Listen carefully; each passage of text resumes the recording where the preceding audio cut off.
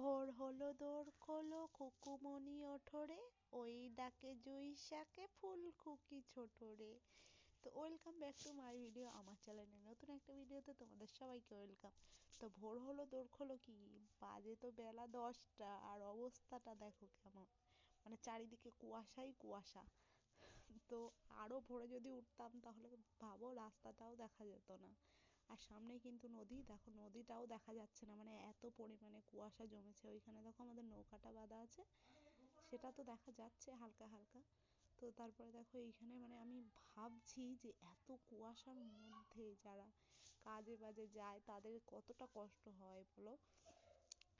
তো এইখানে দেখো তারপরে আমি ভাবলাম বেশিক্ষণ দাঁড়ালে মাথায় নেড় পড়ে যাবে, সেই জন্য আমি তাড়াতাড়ি করে চলে আসছিলাম। তো তারপরে এখানে রাস্তায় আস্তে আস্তে দেখলাম একটা ইট উল্টে আছে, তো ইটটা আমি ঠিক করছিলাম, ঠিক করে তারপর চলে আসছিলাম। তো দেখো যখন আমি বাড়ির থেকে বেরাচ্ছিলাম তখন রাস্তা টের পাওয়া যাচ্ছিল না, আর যখন আমি বাড়ির দিকে আসছি তখন দেখো আমাদের বাড়িটাও দেখা যাচ্ছে না, মানে এতটা পরিমাণে কুয়াশা। তারপরে দেখো এইখানে এই পেপারের উপরে এতটা নেড় পড়েছে যে জল টপ টপ করে পড়ছে।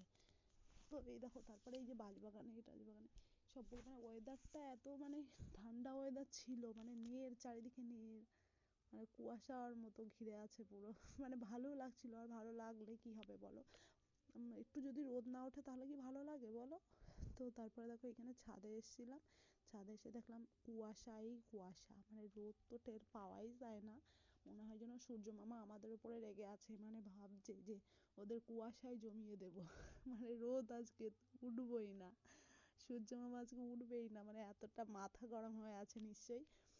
তো যাই হোক, তারপরে দেখো এইখানে ওয়েদারটা কেমন।